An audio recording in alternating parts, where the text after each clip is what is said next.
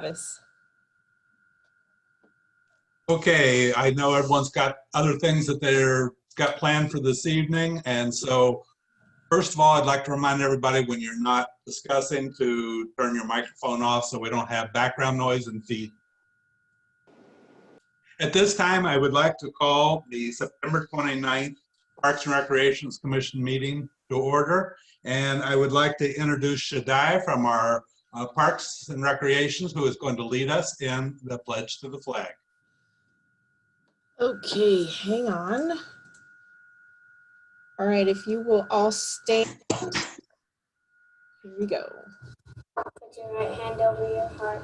I pledge allegiance to the flag of the United States of America and to the republic for which it stands, one nation under God, indivisible, with liberty and justice for all. Thank you. Did that work? That worked. Okay, yay! Great stuff. Good stuff. Okay, Director Alvarez, if you would give us our roll call.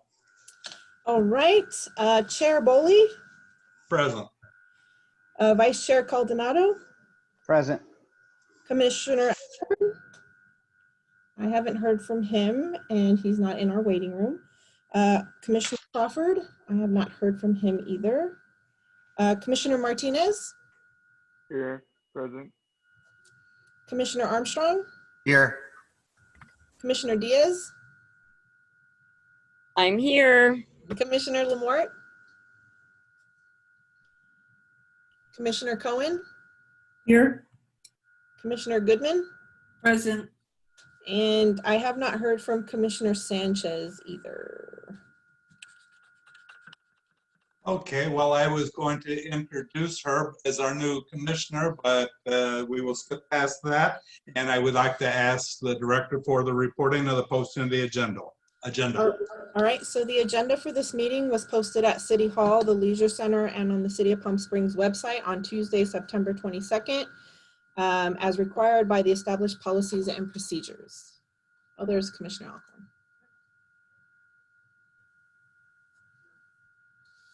Okay, thank you. Everyone received a copy of the minutes from our August 24th meeting. Does anyone have any additions or changes that we need to recommend for the minutes? Can I have a motion that we accept the minutes then as presented? Charles is a motion and a second would be from Jody. Sure, second. All in favor? Aye. Aye. Aye. Opposed? Abstain. That's Travis. I wanted to abstain, and I'm sorry I wasn't at the meeting, but I was up at a fire up north and unexpectedly didn't have any cell phone coverage. Okay. Director Alvarado, do we have any correspondence? None today, sir. Do we have any public input? Not today. It doesn't look like it. This time is normally our city manager's comments, but I have someone here that I want to let speak early because he has other things. We are so privileged to be able to have our mayor with us tonight that has some really exciting news for our commission. Mayor Kors. Great. Thank you, Chairman, and thank you, everyone. I think most people know, but if you don't, that all of the parks projects for Measure J were approved at council last Thursday night. So the Measure J ones and also the James O. Jesse bathrooms through Quimby funds were all approved. So I really want to come on to thank all of you for the advocacy and the work. I so appreciated going to the retreat and hearing sort of the plans and, you know, given COVID and the budget and a vote I didn't support on the downtown park, but the majority is the majority. Really glad that we were able to do this as well. And everyone was on board with it. Lisa and I made an official recommendation from the budget liaisons. And so that's going to get started. So I'm just really excited and really want to thank you. I know how much work went into all of that over a couple of years to get that done. And the fact that through some other funds, we were able to get some done, but all of them are now getting done and have been approved. So it's just really good news. And, you know, more things will come up. And please, reach out to me. I'm happy to come on meetings, brainstorm ideas, and make sure, I think right now more than ever, the investments in our parks is so important and what the parks are providing. And the only thing I'll share from the sort of reopening task force meeting we had at 4 today is that the city's plan is to continue, issuing the land use permits for people to use parks outside for businesses, even as fitness is reopening to 10% and some businesses in 2 more weeks, if we get to orange, will be open more. We just really want to make the parks available for exercise. Given even at 25%, a lot of people are not going to be comfortable or safe going into gyms. So the more we can do to make that available for businesses and classes and our residents, the better. But also happy to hear any comments or questions that anyone has. Jeff, I know it's been a lot of work back and forth talking, and we really appreciate the support that you have given the commission and listening to us and what we've wanted to do along the way. Does anyone have anything else? I know Johnny just wants to see things happen. Anyone else have anything they want to present to Commissioner Cohen? I just want to say one, thanks, Jeff. Obviously, we needed your support to get that list of items through the council and your advocacy. And I also know that while it wasn't your recommendation to go forward with the new city park, I would appreciate if the Parks and Rec Commission could be kept a little more apprised and in the loop as to the plans going forward. It is going to be one of our parks, Yep. and it is in our purview. And it feels like up till now, it's been something that's been handled outside of us, which I do get why. But now that it's going to be moving forward, maybe we can be helpful and can get wrapped into that. So if you could be helpful with that, Sure. I would appreciate it. I think we all would. Yeah, so Cynthia, maybe we can just reach out to Marcus to come in the next meeting and present on the downtown park, what the timing is. We haven't gotten that yet either. So as there's still, the delay has mostly been because of the underground garage structural issues, which we're hoping will be fixed soon. And then the park will get moving again. But by the next meeting, hopefully staff will have a new timeline and all that. And so we'll ask Marcus to come and present on that. Absolutely, great idea. Commissioner Cohen, you had a hand up. Commissioner Goodman, you had a hand up. Yes, thank you. So I'll just kind of mimic what everyone else has said. I really appreciate you advocating. I put it in the chat. It has been over a year, and I think everyone is really thrilled. Our biggest concern was, of course, that we wouldn't see anything get done because of the extra funds being used for the downtown park. So I know I'm elated, and I can speak for others. The other thing I just wanted to put on your radar, and I'm sure we'll get an update from Dawn and from Cynthia, is the restrooms. So our subcommittee restroom group, it's probably been 2 years now. Charlie, I don't know when you came on, about 2 years ago, but it's been 2 years since we were given the task to do an assessment, and the subcommittee did an amazing job putting together a whole portfolio, a whole deck to be able to show staff. And then we got a visit from David Reddy that asked us questions about the restrooms, and that was over a year ago. So that's just on the radar. I don't know if there is any update, but if not, then that might be one of the next things that we start to consider for discussion. Yeah, and that would be a good thing also to get an update at the next meeting. So we can ask for that as well. I believe Don has that for us tonight also. Yeah. Yes. Commissioner Diaz? Yeah, I was just going to state, I believe that was going to be a topic for this evening, or somebody was going to share some information about that. And I know Charlie and I and Alan had worked on that quite a bit, and we're a little off put. At the last meeting, just even from some of the drawings, the renderings, we were a little concerned as to what we saw. So I appreciate that being put forth and discussed, and as well as the downtown park. I have lots of residents asking me about that as well. So the quicker we can get the information, the quicker we can share it with everybody else. So thank you. Great, thanks, Jerry. Jeff, any final comments you have to? No, I just really appreciate the advocacy, and as we move on to other things, if there's a subcommittee working, I'm happy to have an offline meeting to just sort of plan what we need to do to move some things forward. And to get a priority list, on those things from the commission, as hopefully, money comes in, and obviously sometimes we can get things done through grants. So knowing those is just really helpful for me to stay on top of it with staff as well. Thanks, Jeff. Yeah. Commissioner Lamar, did you raise your hand? Yeah, I did. Maybe I misunderstood. I was under the impression that last year or the beginning of the year, the 1.4 million for the restrooms was appropriated. It had 400,000 for ADA in it.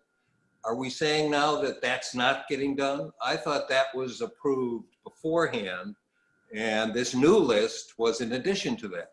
So are we saying now that at this point, there's no schedule to start the bathrooms, to repairing of the bathrooms? I don't understand that. I thought it No, already. some of the bathroom repair was approved a year ago, as I recall. Yes. There was some Okay. additional work I think people want to see done as well. But that first phase we did approve last year, as I recall. So those are still on board. That's what Don's gonna bring us in our discussion this evening. But I mean, is the money there? I guess that's the big question. That's I what we're thought the hoping money- Don's gonna tell us this evening. Okay. Thank you. Okay. Well, thank you all, and I look forward to working with you. I appreciate all of your work and service. So have a great night. Thank you again, Mayor. Okay. See you soon. Take care. Hey, thanks, Jeff. Thank you. Bye-bye. Director Alvarado, do we have any city manager comments? No, David actually isn't able to attend tonight. He did call earlier just to make sure that we were gonna have staff to present on project updates. Both him and Marcus are not gonna be able to attend tonight. Who is facility phone? That's Stacy. Oh, okay, great. Let's move on to our staff updates, and we'll go with Commissioner or Director Alvarado's first for the staff updates, or do we want to go with Director Schaefer? We can go with Director Schaefer first. Hi there. Hi there.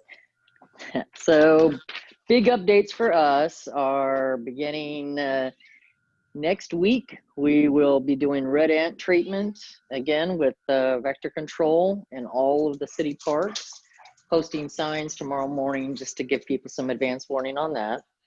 Also, immediately following that, we will begin the overseeding schedule throughout. I think the schedule has already been finalized and posted, coordinated with Parks and Rec. So again, a reminder that the large dog park in Duluth is open all year round. So that will be available during the overseeding. That's the big ones for us. Just to give you a heads up, Stacy, the week that Rancho Mirage, or the weeks that Rancho Mirage closes, everyone's talking about coming to your facility at the city. So you may have an overload during those weeks. We do tend to, and I communicate with their staff as well. And we're well aware that they get our overflow and we get theirs. Okay, Same thing with Palm Desert. When they close down, Rancho Mirage and us we all end up kind of in the same boat. Okay, thank you. Commissioner Goodman, you had a comment, I believe? Yes, thank you, Chair. And Stacy, I just chatted you, and I just wanted to know if the dog park would be included in the ant project. I know that they've had a problem there. Yes, they are. Actually, we had that done a second time. We do this generally every April, October-ish. And we have a 12 to 16 week lag in between if we have a need for a reapplication. And we actually did a reapplication in the mid part of the summer at the dog park, but they're on the list for the October 7th. Vice Chair Caldonado. Hey, Stacy, thanks for everything that you're doing. When is the overseeding going to take place? I know the dog park is going to be overseeded soon, and then Demuth Park do you have the dates? I don't have them at my ready. I will Just so I have them if you want. I was gonna say, I think we have them on the website, but yeah, she can pull them up, or I can Okay. email them out. Let me share my screen. Oh, I guess we don't share that way. Okay, I don't know if you can see that.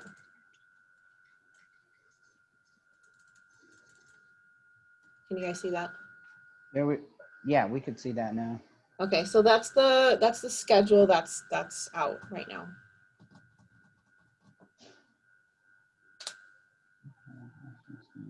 And I can email this out after the meeting, or if you'd like. That would be nice. Yes. Okay. Director Schaefer, did you say the large dog park will not close during overseeding? In Demuth, the one that doesn't have turf, that's open got it. year round. Right. All right. Just the Demuth one. All right. Yes.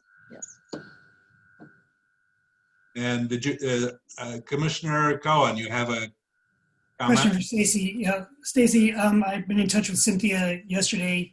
I think you already know, according to Cynthia, that the brand new, beautiful resurfaced pickleball courts in Demuth, which are awesome, already we're getting water damage from overspray of the sprinklers, the landscape sprinklers, and are already stained and have sediment on them.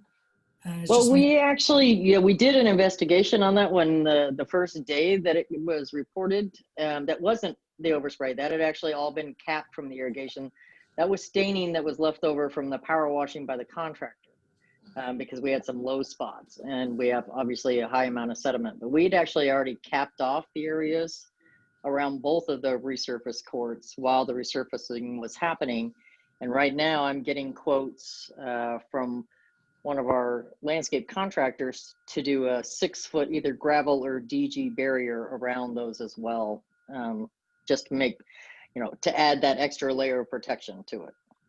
Great, thank you. I'll let people know that it's not the sprinklers and that it's not an ongoing problem.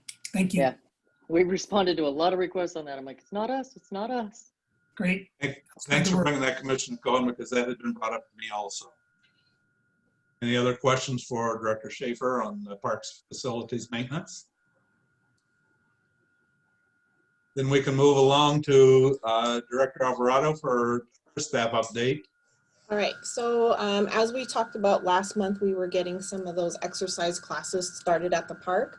So we continue to have a lot of people interested in putting on some of those classes. So currently we have yoga going on at Ruth Hardy and at Sunrise Park. We have a boot camp at Ruth Hardy. We are possibly going to get a Zumba class out at Ruth Hardy and a Pilates class out here at Sunrise Park. So we do have some activity. Obviously, I don't control those classes, so I don't have flyers to give to you. And I'm not really sure that they're advertising. It's a majority of just people who already have an established following. Obviously, they do welcome anybody who walks by and is interested in participating. So that is going on. Let's see. Our youth conditioning class is going well. That is being led by Miss Angie at Demuth Park on Field 6. This week we started dance classes at James O. Jesse, which will be Monday, Tuesday, Wednesdays, and Fridays.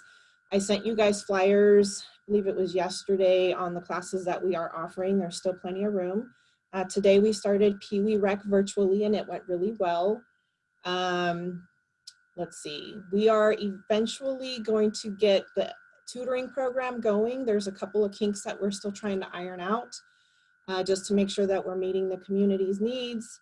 And we are planning 3 COVID-friendly Halloween events. One will be at James O. Jesse, one will be at the Leisure Center, and one will be at the pool.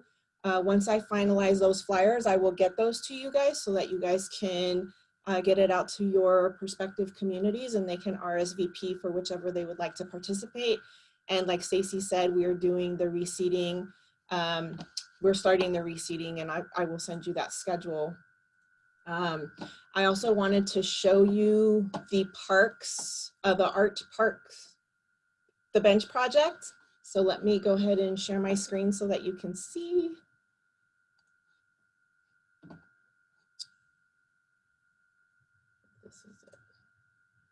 Okay, so this is all at the Leisure Center right now. Patrick did a fantastic job and it brought so much color to the area right in front of the Leisure Center and in between the pavilion. It's amazing. It kind of just makes you happy when you're first walking in. We've gotten a lot of comments from our swimmers, so much so that they asked Patrick if they would paint the 2 benches on deck. And he is finishing those up as well. So we met the criteria from sustainability to make sure that our trash cans were labeled with the wording trash, and he did it in Spanish as well. Let's see if it'll go. There we go. There's some more of the benches. And that is it. And then Dawn will give you an update on the resurfacing project, but I wanted to show you some pictures. Here is the resurfacing of the pickleball courts at Demuth. We had 8 courts completed, and then all 8 courts at the tennis at Ruth Hardy were completed as well, and they look beautiful.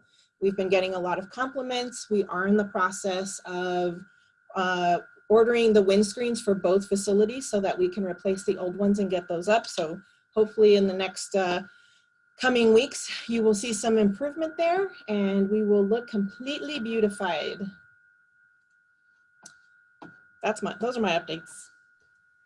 Looks Thank great. you. I was at the Ruth Hartley the other day, and those courts do look really great. I think we've got a lot of happy people both there and in pickleball. Have any comments or questions, except to say thank you for getting this through for us. Any other comments or questions for her staff report? Are you waving to raising your hand, Charles? No, I also want to thank you for doing that. And if you look at those pictures, look at how much fun those kids are having. The grins on those kids' faces make the whole thing worthwhile. I mean, they really were having a great time. And look how great it looks. Because they've done, I don't know if you've been downtown, all the downtown benches have been done as well. The place, I think, looks great. So anyway, thank you. And we have our 2 representatives, Commissioner Diaz and Commissioner Lamort, on that subcommittee with the Arts Council for those benches, waste, trash cans and everything. And things are looking, we're seeing it constantly. I'm getting updates almost daily on those and it looks great. Sure. Keep it up, keep pushing them. If there are nothing else on the staff updates, we'll close that portion of the meeting and we'll move on to our discussion action items. And our first one is our discussion on our project updates and a verbal report. And I believe we will be going to Don for that. Don, the stage is yours.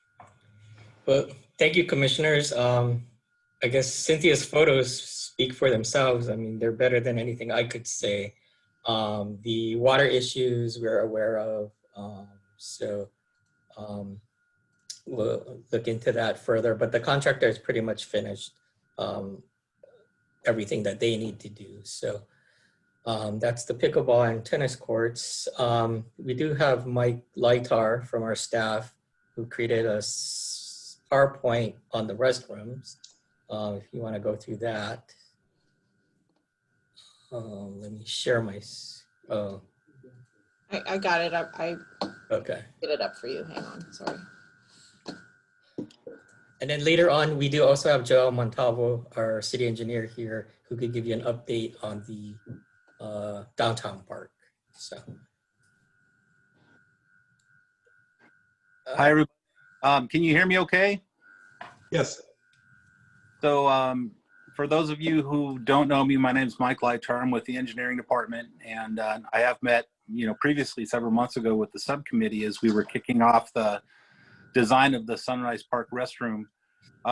We wanted to take an opportunity, a few minutes to go through, things that we discussed previously and our current status of the project and where we are as far as moving forward with construction. Cynthia, I guess I'll just ask for next slide and then we can, okay, so go ahead, next slide, please. And we'll move pretty quick through these because there's quite a few. Just for those on the committee, I know you have some new members that might not know the exact location of this restroom. You can see here it's located in the northwest corner of the pavilion parking lot. adjacent to the practice ball fields behind the stadium. Next slide. This is our existing structure. It's approximately 480 square feet. It consists of a storage area in the front, and then there's actually restrooms in the back that are accessed through some alcoves. Next slide. So this shows you the storage area up front with the alcoves to access the restrooms in the back. Initially, we had approached this project as a remodel, and based on that remodel, we had presented some renderings to the committee to get some direction, and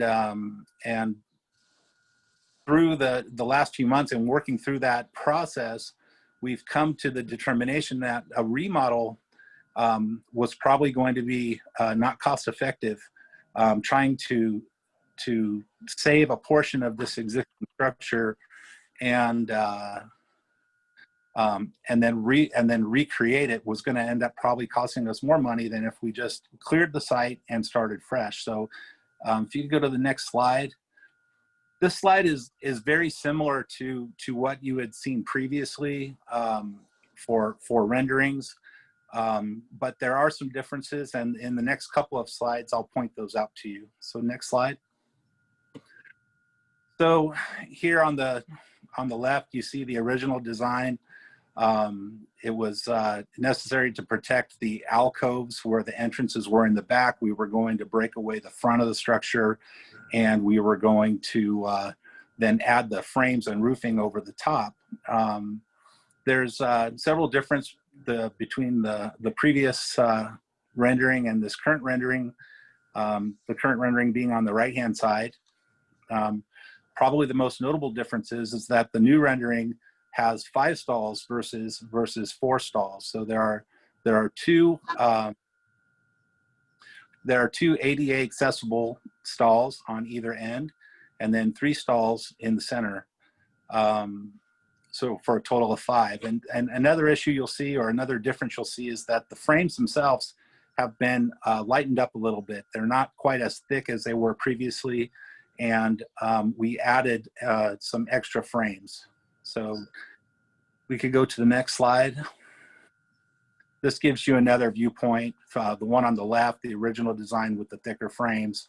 The one on the right with the 5 stalls and the lighter frames, and 5 frames as well. Next slide. This is just an aerial version of the newer design. You can see there'll be some landscaping. We're proposing to put some angular rock around the back to prevent homeless camping behind the structure. We still have our hand washing facility outside of the structure itself. The top of the structure is made with a perforated block that allows for natural ventilation, and then the frames support a very light metal decking lid that will serve as a shade structure. Next slide. That's just the back portion. Next. So this is the current floor plan, and one thing that you had previously seen a floor plan, but what's different here is you'll notice in the back there's a utility chase, and so what we have is we'll have an additional door on the north side of the elevation, and that will lead to a 4-foot utility chase that runs the span of the structure. And what that'll do is that will allow us to put all of our infrastructure, all of our piping systems, anything that could potentially be vandalized, it will put it inside of that utility chase and then make it very available for us to do maintenance and repairs when necessary. So, so structurally, that was a bit of a change. But functionally, it's going to make a big difference for us to maintain the facility once it's in place. From here, you can see the 2 larger ADA stalls on the sides, and then the 3 stalls down the center.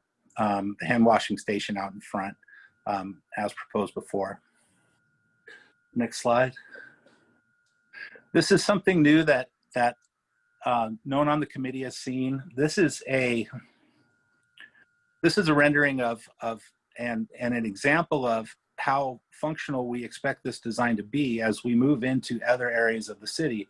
And we're able to reutilize this design for various needs. In this case, you can see there's a total of 2 doors.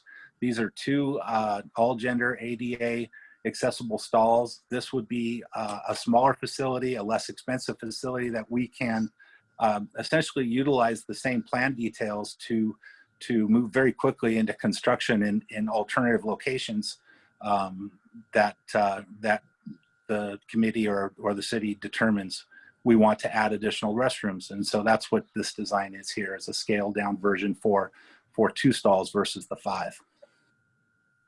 Next slide. This is just the floor plan for the 2 stall. It's very similar to what you saw before. Next slide. Okay, so, pardon me.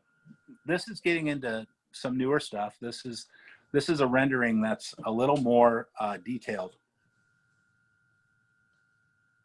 And in this case, what you should notice, or what you can see is we're starting to play with the materials a bit. In this case, you can see the darker gray material is a split face block. It's more of a rough textured block. And then the remainder is like a smooth precision block in a stacked pattern. And this is sort of providing an example of how we can manipulate very simple, inexpensive materials to create some design interest on the structure itself. And as we go through the next few slides, we're going to see a few different iterations of things we can do with block to change things up and utilize these less expensive materials and yet create some kind of dynamic interest in the structure. So next slide. Okay. More or less the same thing. What you can see here is the hand wash station and the split face block out in front. Next slide. And then around the back where you can see the different textures. So you have the split face block, the precision block, and then you have the block on top that provides the air ventilation. Next. This is another example. This is using some blocks that have some relief patterns in them. In this case, we take that relief pattern and we set them against each other, and it creates sort of a diamond pattern on the outside that wraps around the front of the building. And once again, it's just to create visual interest, and it's something we can do that's very inexpensive. Also, just showing alternative color palettes in ways that we can change up the structure. Next, please. Same thing. Next to the back. Sorry. Oh, that's okay. You were fine. There you go. So once again, just showing that we can vary the texture. And then there's one more series of these. This one shows a pardon me, a relief block that's in a vertical pattern.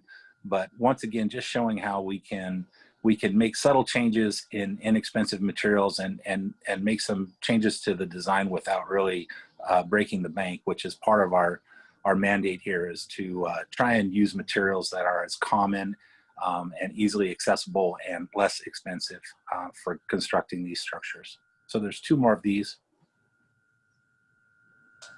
Showing also a yellow color pattern versus the blue or the red. Next slide. And please. This is an example of our sink facility that we want to install in front of the stalls. This would be wall mounted on the back of the hand washing facility.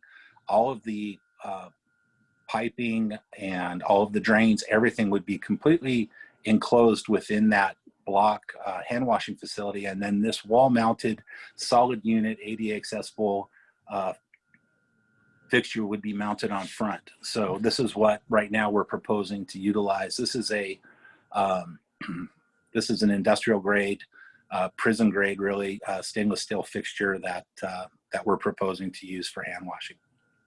Next. This is an example of the toilet fixtures that we're proposing. This is a wall mounted fixture along with the utility chase that we plan to put in the back. all of the mechanics of the toilet itself would go through the wall and into that mechanical chase. When you enter the space itself, this is, for the most part, is the only fixture you're going to see, and it's up off the floor, so it makes the floors very easy to clean. All of the stalls will have drains in the floors in the back, so we can literally hose down these spaces very easily, and it makes it very easy to wash and maintain them. So having this fixture up off the floor is ideal for the cleaning. We do have some options to put colors on these, like a white color, or make it look like you know, different textures that can go on them rather than bare stainless steel. But our concern is that would be prone to graffiti, because we can't get a guarantee that they won't scratch that coating off of it. So we've made the decision that we're going to propose a stainless steel just like this. It is a seatless unit. It does not require a separate seat, which typically gets vandalized. And so when you enter the stall, this is what you would see on the wall. In the case of the ADA accessible, you'll also have hand guards around the toilet as well, as required by law. Next slide. This is our proposed lighting fixtures. There's going to be a overhead light in each stall that will be activated by the presence of someone entering the stall. And these are completely tamper-proof, would be on the ceiling, of course, and so after a period of time, they shut themselves off. On the exterior, in the common area outside, there will be some lights that stay on more or less all the time during the nighttime hours to illuminate the area outside and make sure that there's no security issues. And then these are all LEDs, so they're very low power. The entire building runs on very, very low power requirements. Next slide. This is an example of a tile that we're proposing to use on the interior of the restrooms. This is a very common tile. It's made by Daltile. It's an economical tile. It's a very durable tile, and it creates sort of a terrazzo look. The product's called Confetti, but it looks a bit like terrazzo. And we're proposing to use this on the inside of the stalls in this white color, because we don't want it to be too dark on the inside when you go in. Also, this pattern is a little bit harder it obscures graffiti a little better should we have graffiti and then have to go in and clean it and things like that. So we feel that this would hold up very nicely on the interior and brighten the inside. One good thing about this material is that each of these colors that you see in the color specs that are inside the field, they match to a corresponding accent color tile that we would propose to use sparsely inside the stalls as well. So we would have, all of the walls would be this terrazzo type tile with a concrete floor, and then we would have some color accent tiles that resemble stained concrete that we'll see in the next slide. So I don't know how well this shows up on your screen, but this is an example of the terrazzo and the solid tile in place. The next one may be a little better. It might show it a little better. I'm looking at my phone, so it's hard for me to tell, but it does have a terrazzo look, and then you can see the colored accent tile. So on the interior, what we're proposing is mostly to use the terrazzo looking lighter tile, and then have some accent color that would coincide with the color of the facility as a whole. Okay, next. So we can go through a few of these pretty quickly. I'll just talk about the first. On all of these, you're going to see a sample of that terrazzo tile. You're going to see a paint sample. The big tile in the back is the vivid tile that would be used as an accent that resembles stained concrete. The two smaller squares are the split face and precision block that indicates the two separate colors and textures of that block material. And then the small chip just represents the color of concrete, which will be present on the floor. And then Cynthia, you can go just sort of quickly through these, but we have a few different color palettes, like an orange. We have the next one is a yellow, and then the next one is a red. Okay, and then finally, of course, we've seen this before. This is the proposed water fountain that'll be in place at each location ultimately when we build these. But it has the bottle filler, the water fountain, and the dog fountain on the bottom. Okay, so that's the last slide I have. Currently, we are we have 80% plans. We are just wrapping up our mechanical and our engineering designs. And we feel that we're probably going to be ready to take this project initially to bid, probably sometime in November, possibly December.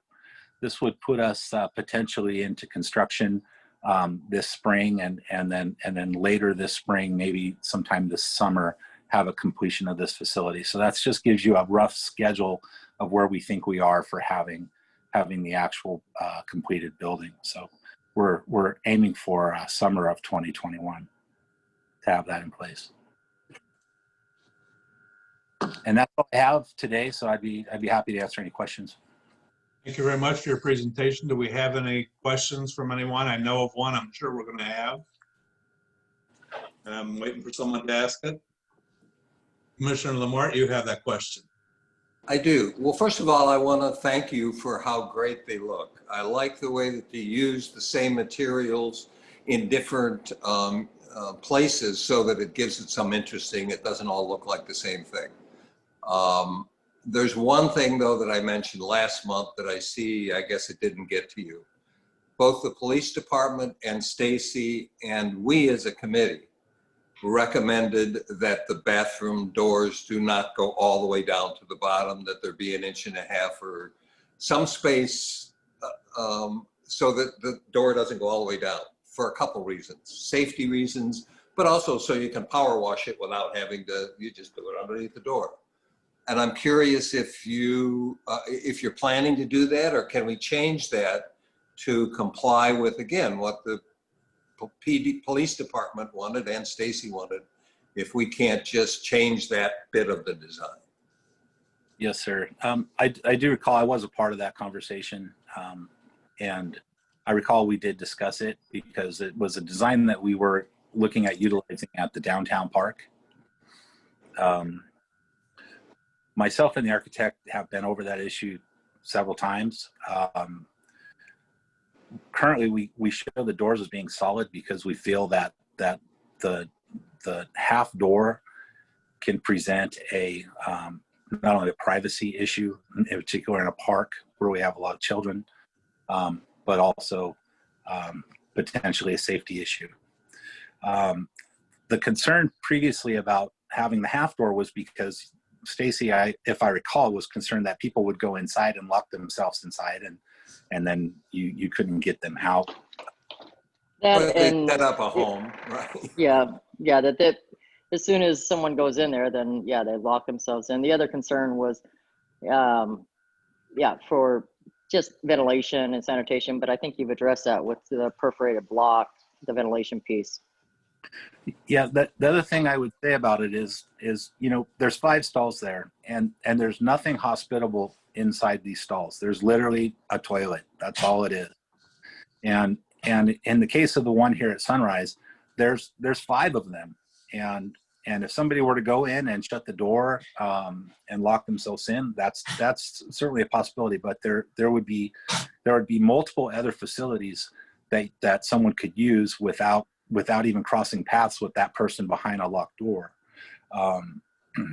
The one thing that I would point out is that over by the tennis courts in Demuth Park, the old structure that's there, that is probably our only example of a single-use, well, I think they're either all gender or should be, but a single-use restroom in the city. In other words, there's 2 restrooms facilities there. They each have locked doors, and they each have full locking doors. And to my knowledge, that has never been a problem at that park with somebody locking themselves inside.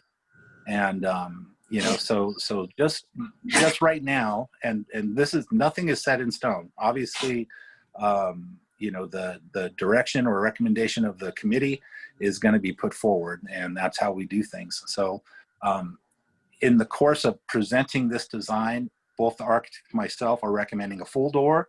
That's certainly something that could change. Okay, if the general sentiment was that it should not be a full door, that's something that could change. Sure. I would think Yes. I would think that the decision probably should be through PD and Stacy. I would think those are the two that might be the two important ones to talk to. Commissioner Diaz? Okay. And I was just going to say, and I believe, and you guys can correct me if I'm wrong, but there was also a rendering of the doors, you know, just the bottom of the door open. That way for cleaning purposes, and they were going to have the drain out. And then also just to check to make sure nobody wasn't holed up in there. You know, just a very tiny, on the off chance that somebody did hole up in there. And Michael, I'm pretty sure somebody in that park, that might be a place for them to hover up into. I don't know why, but it might be. So anyway, I almost think Charlie and Alan, when we were there, I want to say that there was one with just a, you know, like an inch or two give at the bottom. But anyway, everything looks beautiful, and I really, really appreciate it. I feel like we've been sitting on this so long. I'd love to see something happen. And if it's going to be a door, well, you like Charlie said, you know, default to Stacy and PD, because they're the ones that'll have to deal with it all. But thank you very much. I appreciate it. Michael, I do see one thing. You said that the door, when it opens, will activate the light. So that would eliminate someone's being in there forever, because the light would go off unless they reopen the door. Am I correct in hearing that? Not exactly. The light would be activated by motion within the space. So if somebody was laying around in there, they'd probably just have to stand up and wave their arms around, and the light would reinitiate itself for another, say, 10 minutes or so. Okay. And the other thing, is there any type of circulation of air at all, or just the open block?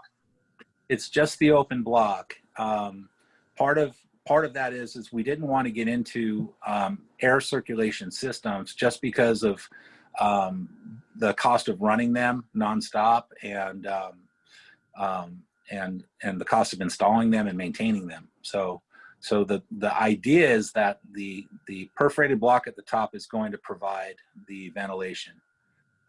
Once again, it's very similar to the restroom near the pickleball courts, where it's solid wall, and then on the top there's some metal louvers that provide the ventilation. So we have a example of that's been in place for a very long time. In fact, I think that restroom was designed by Hugh Capter, so very, very long time ago. So it was. Commissioner Goodman, you had your hand up.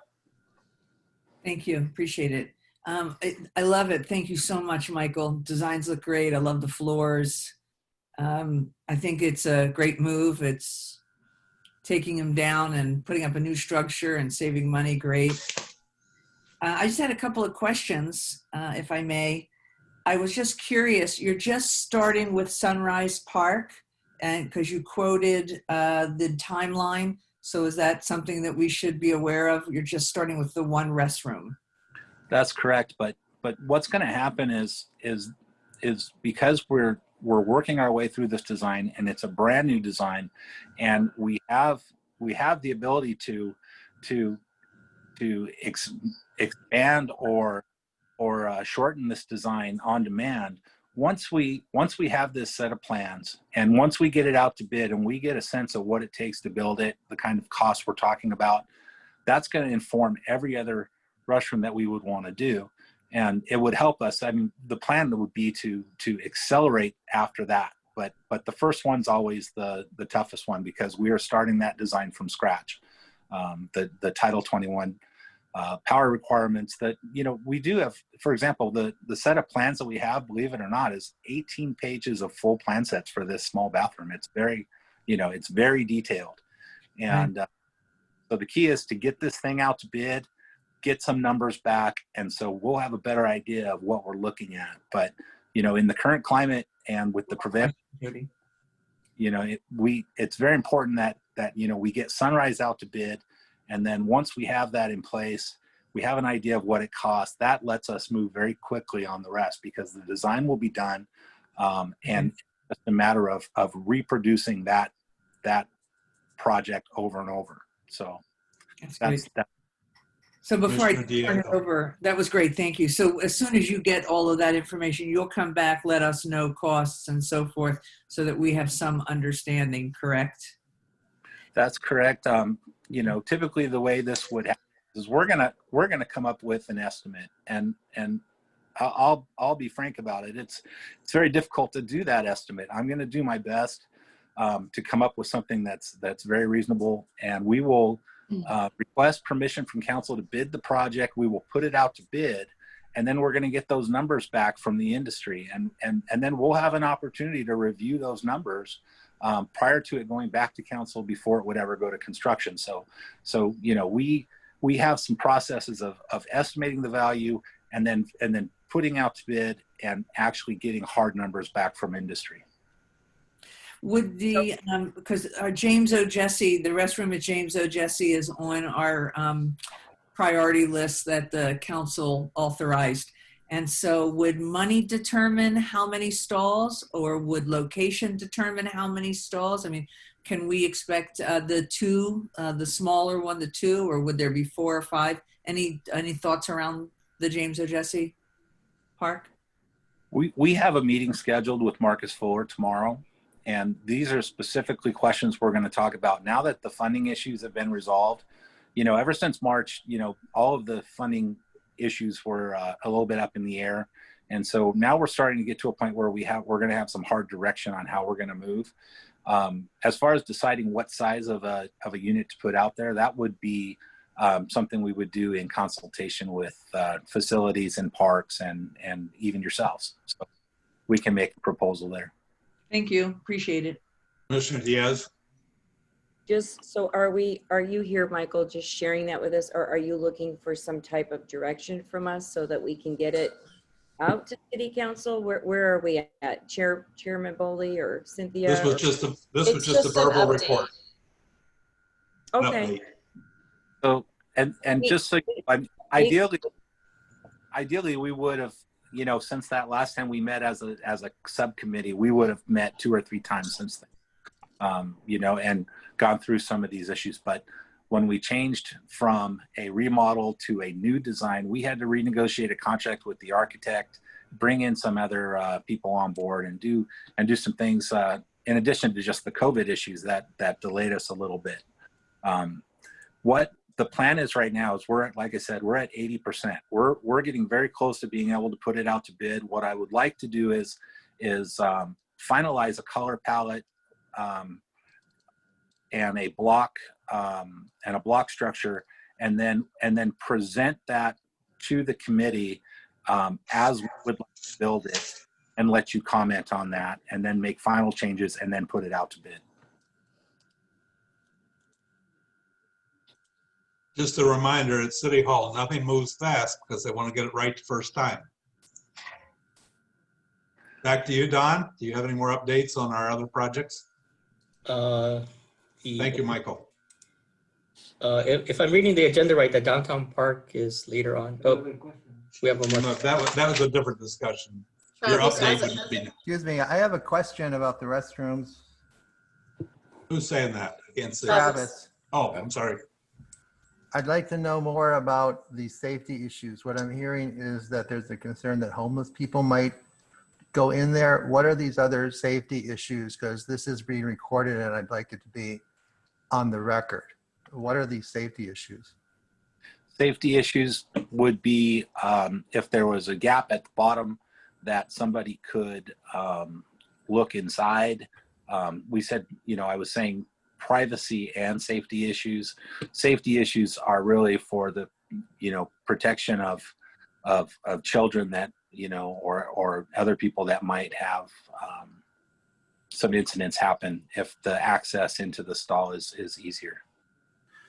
Okay, so then on the other side of the safety, issue, this commission or the city is not saying that they want to put full or half doors, or not half doors, but gaps under the door because of any other activity in those rooms, restrooms. Yes, I think that's been expressed by a few folks that they have an interest in that, and so that's what we said. We'll discuss it further and. Okay, I just wanted to be on the record. I mean, the city has spent $75,000, I think, on cameras at one of the parks, right? Because of activity by gay men in this community. Is that one reason the city is, some people are suggesting we don't have full doors? I couldn't say, sir. Nobody's ever mentioned that to me. They've just mentioned that mostly the homeless issue is and people going inside and locking themselves inside. That's the only thing I recall being discussed. Maybe the rest. Okay, I just bring it up, and I want this to be on the record because I think there's some things that aren't being said from past discussions, and if that's one of the motivation, I would just like that as a comment. If that's a reason the police want that. So Charlie or Jody, did the police have any comments around activities or lewd behaviors that would put people at risk from activity in the stall? Can you comment on that? Go ahead, Charlie. Yeah, I think mainly it was not only just the homeless, but people are going to be dating in there. Is that a nice way of putting it? And you wouldn't, if you don't want kids around when there's activity in there that's inappropriate. That was one thing. Another thing was somebody hiding out in there. It could be someone who is a wanted person that the police are looking for, and that's a perfect place for them to go in and lock themselves in. But I think the cleanliness also was one of Stacy's issues. Just if you can power wash it without even it's easier to drain it out and to clean it out if there's a space there. And I think there was also some issue, we talked about airflow. There was also some suggestion that if it's open at the bottom and at the top, there might be more airflow. But I think the PD they were worried about people doing things in there that it's not meant to be used for. Adult things. And in the chat, Stacy put the maintenance staff open the restrooms each morning at 6 a.m. and the janitor locks them between 10 and 11 p.m. each night. So they would eventually be removed, but they would lock them up for evenings. That's great. Thank you. All right, I want thank you guys for that. I just think it's important, if that's one motivation of the police department or others for that kind of door, that should be discussed publicly. We're just doing updates right now, so that type of discussion, the agenda is later. So, well, Director, that's fine, but there was a reason stated why those doors were wanted that didn't include that information. I understand, Travis. I understand, Commissioner Armstrong, but it's just an update of where the project lays, and it's not finalized yet. And once we get ready to finalize it, we can definitely agendize it so we can get all of those comments out in the open. So. Thank you very much. Do we have any other updates that you would like to bring to us at this point, Don? No further updates. Update on the downtown park would be appropriate at this point. Am I correct, Director Alvarado? Correct. Yes. You have an update on the downtown park? I know Joe's not here. No, Joe's here. He's here. Oh, okay. I've been sitting off to the sideline there, just listening to the conversation. Hi, Joe. Hi. So I think the mayor said that Marcus might come in next week or next meeting and brief you on the park. I'm the actual project manager on the downtown park project, so I'm working on the day-to-day. Generally, briefly, the park was delayed for a while based on, well, two things mainly. One was the structural retrofitting of the garage, and then the financial issues that hit. Since then, the council has given us the direction to move forward with the park, and the contractor has been mobilizing all his subcontractors to get to work, and they have. The police substation is is looking good. They're analyzing a lot of the internal structures. The HVAC system is going in. The water feature on the outside is being constructed. So grading's going on. So generally the park is in motion. And that in a nutshell, it would be my update. I don't know if you want more specifics. The timeline has shifted significantly based on the delay. So right now, tentatively, the contractor has submitted a timeline of completion possibly in May of next year, May, June. But that is depending, that timeline can be accelerated if certain things, if they're able to do certain things during construction. But generally, contractors like to give a very conservative estimate of their timeline. So, and that's sort of a brief update on the project. That answers most of the questions, I think, unless anyone has anything they'd like to direct at that. We can continue moving on from that. Okay, we'll close that section. We'll move on to Director, and I want to thank you guys for your updates on the parks, both Don and Joe. Discussion, the COVID-19 updates, verbal report from Director Alvarado. Was it on Monday? Days are, they're mixing now. But we have moved into the red phase of COVID, which means that some non-essential indoor businesses are still closed, which is an improvement from being in the purple phase. We are still reviewing proposals for being able to bring back youth and adult sports. The concern right now is that even though we are in the red phase, it's still only conditioning and not, like legit certified practices. We are working on getting the skate park open. They are looking at doing a reservation only with limited number system. So I'm hoping that in the next week or so, the skate park will be back open and we'll be serving our skate community again. We are, like I said before, working on putting together a few drive-through Halloween events, one at James O'Jesse, one at Leisure Center, and a floating pumpkin patch at the pool. I will get you those details once they are fully certified and ready to advertise so that we can get the information out there. And then today we were notified that we can go back to opening up the playground structures.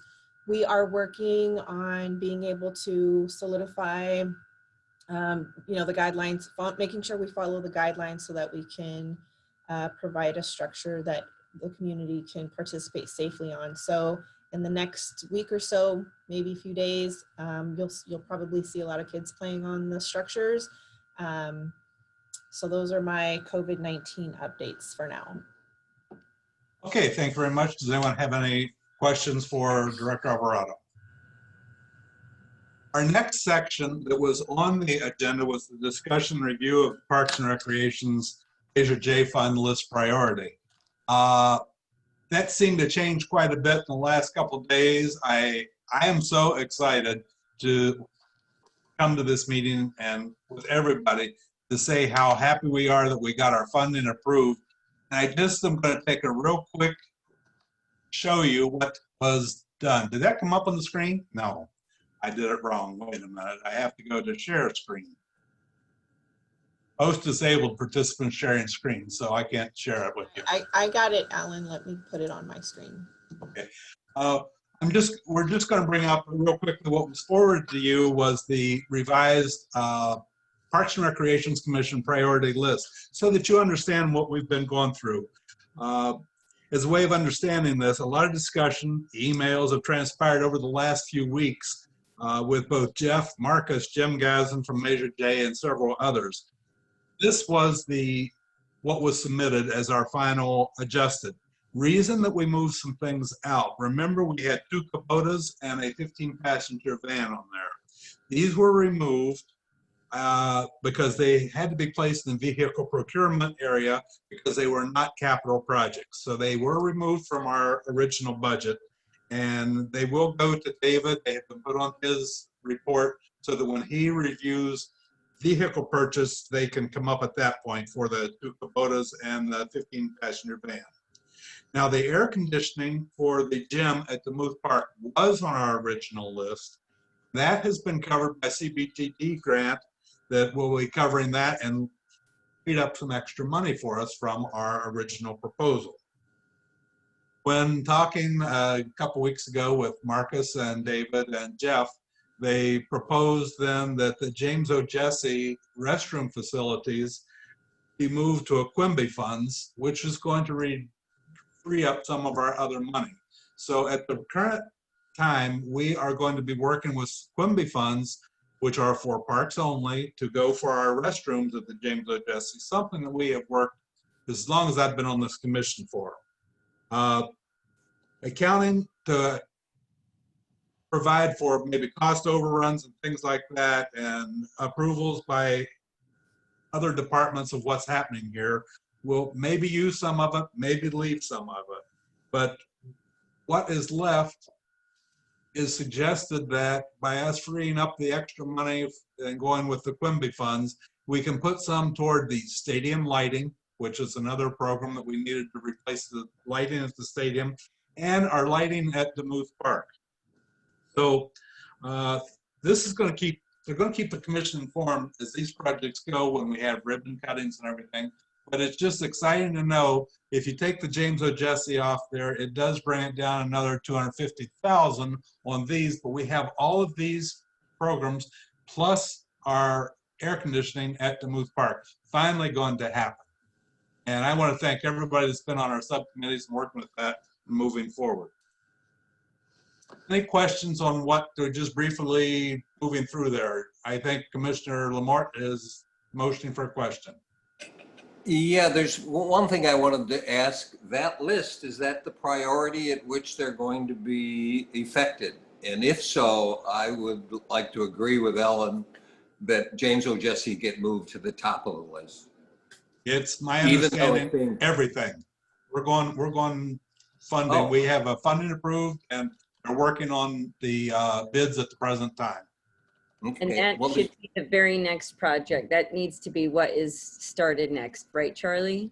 That's what I'm suggesting, is That's our groundbreaking be for James O. Jesse first. Just do it. But Michael said that he was doing the Sunrise Park bathroom, and that he's going to do that bathroom first, work out all the kinks, get everything managed, make sure everything's out to bid. And then, so my suggestion would be is the James O. Jesse restroom be the second restroom behind Sunrise Park, but Right. Wherever that priority is in the list. I mean, that's a much longer, if it's October 1st now, and they're projecting July 2021, I mean, we're not going to see a bathroom at James O. Jesse until July 2021 if they can do it simultaneously. Oh, yeah, once we get the bids, let's put it this way, message received. James O. Jesse is not a freestanding facility. Yeah. It is something different, so it won't be using this exact same thing, if I'm correct. They'll learn that more with their meeting tomorrow. But I understand the commission's sentiment, and once we put the project out to bid, we'll have numbers, and then, we could do these bathrooms concurrently. But once we kind of get the kinks out, we'll have most of it out by the time we start construction. So, but yeah, your points have been received, and we know as far as the next bathroom, which one is the priority, definitely. And reminder to Commissioner Diaz and Lamort, when you're working with the Arts Commission, that corner back there is where we're planning to use. So don't let them be painting the mural that we're going to cover up and put up in there. But yes, that's very good. But I think you have a point that you'd like to make, Commissioner Lamort? Yeah, I'm wondering if this isn't the appropriate time to bring this idea that the restroom subcommittee discussed this week. Because the James O. Jesse bathroom probably will not be in until 2021, probably the end. So we're talking about a whole year away.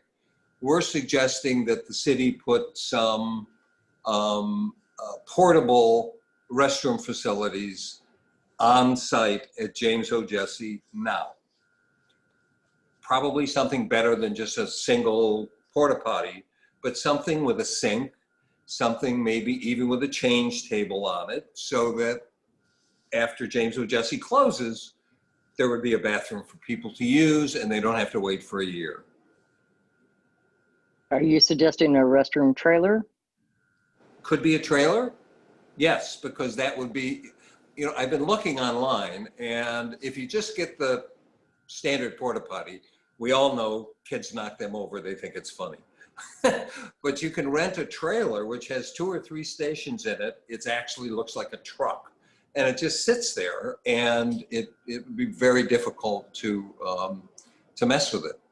So yes, that's what I would suggest. Maybe Commissioner Jody has Diaz. another idea. Commissioner Diaz. I was just going to say, we're using those currently at my church, United Methodist Church, for coupling with Well in the Desert and the rescue mission, and there's showers, etc. there. And those are working really well, the trailer. Commissioner Armstrong. Well, first I'd like to know if this is an appropriate conversation under this agenda item. I mean, a lot of places need restrooms. The dog park needs restrooms. So I'm uncomfortable with somehow this moving along without discussion. I mean, the dog park is one of the most popular and well-used facilities, public places in the city.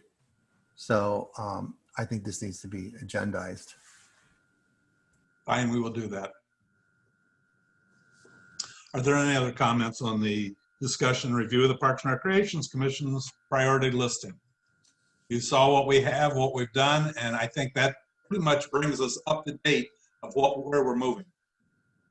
You know, 2020 has had its ups and downs for us. And first we had our money, then we didn't have our money.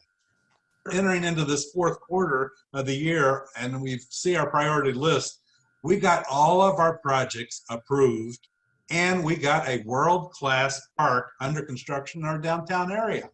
So I don't know sometimes where David and Marcus come up with extra money, but every time I'm talking, well, we got a little extra money here, and it seems to pull, we always can work around something and get it. So I'm so thankful that we've got our facilities there, and I'd like to ask Director Alvarado if she has a comment at this point. I do have a comment, but it's not in regards to this particular item. Director Schaefer is requesting to go back to Dawn's update so she can make a comment when you're ready. Is there any objections to going back to Don's update? Director Schaefer, you're on. I'm sorry, I'm actually going back to Michael's update. So twofold. One, I wanted to comment on the partial doors that we had discussed previously. One of the concerns that I have with going backwards on this design is currently the design has full doors. If we were going to go to partial doors, we would then be required to add in an additional gate or closure of some sort. As we close them at night, we couldn't leave them open with partial doors for the same reasons that we've already discussed. So that would be an additional expense, an additional redesign. I think that would slow this project down. I love the idea that we have a template, and like Michael and Don said, if we get this template, then we can actually use this template then to move forward with the bid project. I think at this point, because the design looks great, it seems to accommodate most of our needs, I am in favor of moving forward with this design. If we have to look at an issue down the road with people camping in there, then we will have to do that. So I just wanted to put that out there, that right now, if you look at Ruth Hardy Park as an example, those have the stalls, just basic stalls. And what we have to do every night is lock a gate in front of those to make sure that people don't access them when we're done cleaning. So janitorial comes in, they clean out, and then they have to lock an iron gate outside to stop people from accessing them overnight. If we now go back and redesign, now we're talking about structural frame it's not a little fix. That's my point. So secondarily, I'd also like to suggest, and I may shoot myself in the foot for this, but we do have a Village Fest restroom trailer that is not in use for obvious reasons. Thank you for that little bit of information, Commissioner Lamort. That's something that's interesting.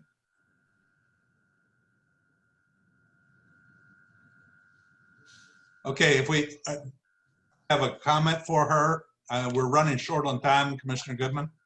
Yeah, just with something Stacy said, and then just moving us forward to our Measure J discussion. James O'Jesse is on the agenda because it is on the Measure J priority list. And so I really appreciate the discussion, and I like the suggestion around the trailer. And Stacy, I would love to see you and Cynthia put your heads together and see if we could do something like that. And I really appreciate that extra comment. So thank you guys. Okay, thank you. Yes, I totally agree with that. Move. Chairman? Yes, sir. I just want to disagree with Commissioner Goodman. I mean, if we're going to have these extensive readings of what's on the agenda, when I was just sort of shut down about the doors earlier, I'd like to go how that works.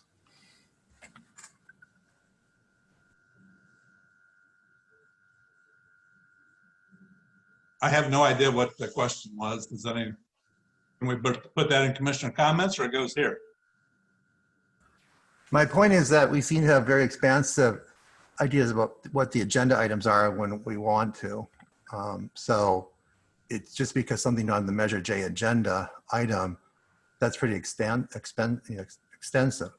Okay, so noted. Thank you very much. As we move on here, one of the other questions at last month's meeting was a discussion of our downtown park, and that item was requested by Commissioner Goodman to discuss the approval of the downtown park. It's been brought forward as discussion, and we don't have any action required, but I'm going to turn it over to Ellen so that she can give us her thoughts, comments. Thank you. And my reason for wanting to have the discussion is, and just to backtrack just a bit, pre-COVID, when the subcommittee, the Measure J, well, let me back up. The Parks and Recreation Commission has never gone on record publicly with how they feel about the downtown park. So I would love the idea of having a group discussion so it can go on the record for public consumption of how the commissioners feel about the downtown park. And this was specific around the city council's vote in June for their 2021 budget, where the council voted unanimously to move forward with a $5 million park. And knowing that there were items that were purchased that would possibly need to go into storage and at some point used for additions to the park at a later date. And so, like I said, this was unanimous. We were shut down in COVID. We weren't meeting as a group. We weren't included in the conversations, and we didn't have an opportunity for discussion. And then at the July meeting of the City Council, the topic came up that there was extra TOT money that came into the city as a robust spring tourist season during COVID. And as a result, there was extra money found in which the council discussed using a $3 million TOT money on top of the Quimby funds to complete the downtown park as originally designed. It's actually a little more than 3 million. I believe the number that they voted on in July, and it was a 3-2 vote, was 9.5 million for the park. The Measure J subcommittee had discussed downtown park, and other commissions and committees had discussed the downtown park, and letters went to the city council from Main Street Measure J Committee, Hospitality Association, and the Chamber of Commerce, asking the city to consider using the overage or the extra money that came in from TOT, maybe overage is not the right word, but using it for other things in the city. Maybe other park necessities, like other restrooms or other projects that aren't able to be funded, or maybe using it for downtown Main Street or whatever, or even being deposited into the general fund. So we've never, as a group, have ever had a discussion about it. It's voted on, the downtown park is moving forward, though I think that our voice, it's worthy to be heard, and that was my reason for asking to have it on the agenda. And I would really leave it up to the commission. If you want to have a discussion and go on record, great.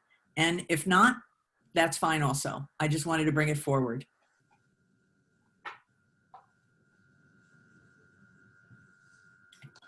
Chairman, you're muted.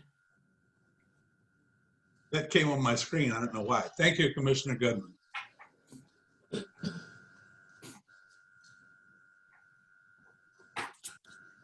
I don't know if there's any collective or group thought. If somebody wants to jump in the water and start the discussion. I've had discussions with various people, and I'd like to go on record saying that I really would have preferred a modified park at $5 million, putting items in storage, allowing the city to rebound, to see where their economic platform would be a year or two from now. And I would have liked to have seen the city use that $3 million for something else, either back into the general fund or maybe even a relief fund for Main Street or additional projects at the parks. So.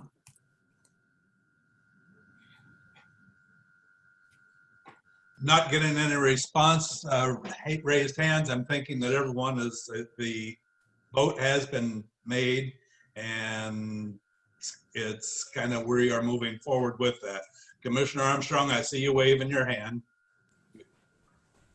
I want to thank Commissioner Goodman for bringing this up. I mean, my take on it is somewhat different. I feel that at the Parks Commission level, you know, a lot of the commission has been let out of the process back to when a subcommittee was formed with the person who was running for council. I felt that we weren't really in the loop from the very beginning on a lot of this stuff. That I brought this up a couple of meetings ago and was basically told, you know, the subcommittee had power to do these letters and all these kinds of things. So I think if you step back, the process has been flawed at the commission level. And it goes back to my earlier point. It seems like we allow a lot of discussions on favorite items. If something doesn't like, we're told, well, that's not really on the agenda. So I really would ask the director to look at how these meetings are run and the agendas, because it just seems like certain things are went along, like these restrooms at the other park, because people like that idea, but you bring something else up, you're shut down. And it just does, I don't really like how the meetings are being run. That would be appropriate in your commissioner comments. This is her comment on the downtown park at this point. And that just proves my point right there. Thank you. You get your opportunity in commissioner comments to bring your comments. That's all I would say. Do we have Director Alvarado? Do you? So I would say that I know I'm not exactly sure who is on the committee for the downtown park. And maybe we need to revisit that committee and reestablish it so that as we move forward or we have other projects, we can make sure that that information is being brought back. I can tell you that in my time here, I haven't seen the commission be involved in the downtown park project of things. It hasn't been something that comes through this commission for its moving forward. But that should have been brought up a long time ago. So we need to just reestablish who's going to be on that particular committee and get them re-involved, and we have a portion of our commission representing us at this table. Very well. Let me just ask, are you saying that we need a downtown park subcommittee again? It's up to you, to the commission. It's just my recommendation just from watching and being here a short time, right? Like This is a park project, and I haven't seen it come through here for your guys' entire opinion and discussion. I believe I can tell you the last time we were asked to attend the meeting was June 18th of 2008. Everything else has been done around without the commission. My last meeting was June 18th of 2018 that I have on my list that we were invited to. So I think that's an interesting point that Cynthia brings up, and Alan, that you just kind of confirm, and that is Parks and Recs was obviously left out. It might not have been intentional, but we were left out of those conversations. And there's so much more than just using $3 million that that the city was able to generate in tourism. There's maintenance. There are programs. There's going to be staff requirements. It goes from Stacy's department and Cynthia's department. It is a much bigger project than we found the $3 million. Let's build this fabulous park. And we've been left out of the conversation. So bringing it up for discussion. So I think that's a great point. And if the subcommittee could reestablish, have a conversation with our city council representative, Cynthia and Stacy at the table, then maybe we'll be included and we can have these conversations so our voices can be heard. Okay. Does anyone else have any other comments? Commissioner Cohen. Yeah. Commissioner Cohen. Yeah, sorry, I was unmuting. It was just a question. Is there a Parks and Rec Commission new park subcommittee, downtown park subcommittee? And if so, who's on it? The subcommittee was myself and Les Young. When Les left, we put Johnny Caldonato on. So it's myself and Johnny Caldonato. So is this what we're exploring now, whether we should reinvigorate the downtown park subcommittee and invite others to be on it so that we have a body of the commission to interface with whoever is at the city? The subcommittee was only for their whole group. I mean, there was 2 from Arts Council, 2 from this, 2 from Measure J, 2 from sustainability, and they met and they would just go over and present what was there. It was not a real subcommittee as what we have worked with, and it has pretty much been dissolved at this point. Commissioner Caldonato, I think I saw your hand up. Yeah, you know what? Ellen's absolutely correct in this whole scheme of things. And we were in that commission. We suggested to the city council what we wanted to do. And we thought there would be a better way to put this money. It just didn't happen that way. It's very tough because we spent a lot of time on this. And for us to sit back and for this to move forward, we just didn't get the just. And there's a lot of people behind it. You got the Palm Springs Hospitality Association. You got PS Resorts. You've got Palm Springs Chamber of Commerce. You've got, I believe, the CVB's involved with it. I think we could have used the money in a little bit different sense. And Ellen, thank you for bringing it up. It's the right thing. And that's what I got to say. Okay, real quickly, we'll take one more quick comment because we're running late. We should be out of here by now. Commissioner Armstrong. I have a question for the director. Can you tell us or give us this information since mid 2018? Have there been any correspondence between the subcommittee of Parks and Rec regarding the downtown park? I don't have any information to add, Commissioner Armstrong, but I can ask. And try to report that back to you.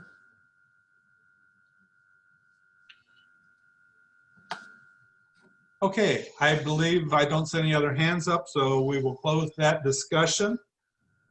And we can reconsider if we want to at a future time. And I would like to move to the discussion of Proposition 68 with Director Alvarado Crawford. All right, so I had sent forward a staff report, and this particular item is a twofer. So the first part, obviously, the better part of last year, we were working on the Prop 68 SPP grant where we came up with the Whitewater project. We submitted and unfortunately we did not get awarded. We are coming up on 4th round of the SPP grant and I am recommending that we resubmit, but I need the approval from the commission to say go ahead so that I can resubmit my staff report to City Council so that we can get the resolution in the grant packet prepared and ready to go. The deadline to submit for Prop 68 SPP grant Whitewater Park project is in December. So that's my first item. Do you want to take it by item or do you want me to go through the whole presentation? Do you have motions that you are putting up to us for recommendation that you want to? Yeah, so I guess I jumped my gun a little bit. So I went to option or number 2, which is recommend the resubmittal of Whitewater Park application for Prop 68 statewide park development and community revitalization 4th round program funds. I'll make a motion that we do that. Thank you, Commissioner Lamort. Can we have a second to that? Commissioner Cohen is seconding. Yep.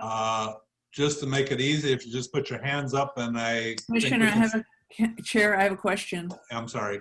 My questions go after seconds, so correct? Yes, Go ahead. I'm sorry, just really quickly. Cynthia, can you just remind me, was this a fully funded grant? Thank you. It was. Okay, are there any other questions before it goes to a vote to recommend that she? Commissioner Lamort, do you want to reestablish what your motion was?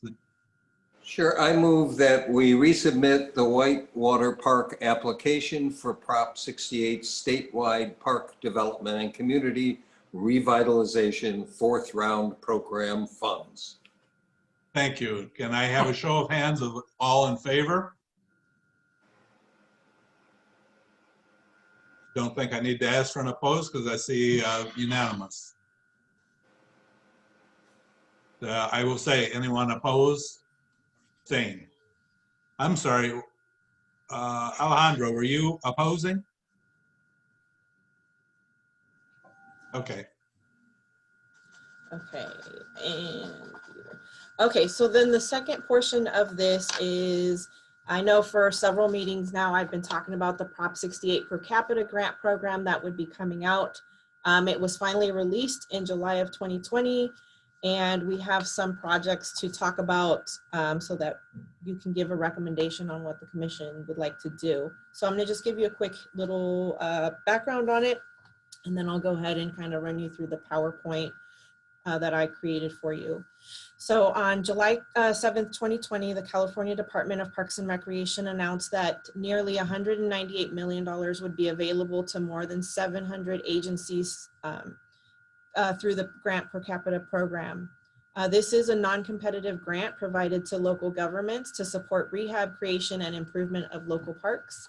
This grant, depending on the area that the application is submitted for, could possibly be a 20% grant match.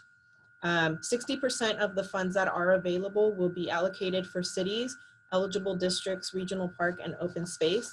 And then 40% of the dollars that are available will be allocated for county, regional parks, open space districts, and regional open space. Eligible projects are for recreational purpose of either acquisition or development. And then the grant process obviously is us attending, and when I say us, it's me, attending grant workshops. Then, you know, once I bring this to you and I show you, we talk about the projects, I get a recommendation from you. And then I take the recommendation and a staff report to City Council for approval of what project they want to move forward with in consideration with your recommendation. From there, we get the approved resolution to move forward in putting together the grant application packet. And then from there, depending on when we're awarded, you know, we'll get the contracts in place, payments, and then obviously the accounting and auditing of the grant. Proposition 68 per capita requires the 20% grant match. So if a community doesn't meet 60% of, let me see, where am I? community median household income is less than 60%, then we'll have to do the 20% grant match. The city of Palm Springs can be awarded $177,000. So if we decided to do 2 projects, as long as they totaled $177,000, that would be what we would use those dollars for. So let me share my screen with you so that we can go over some of your grant opportunities.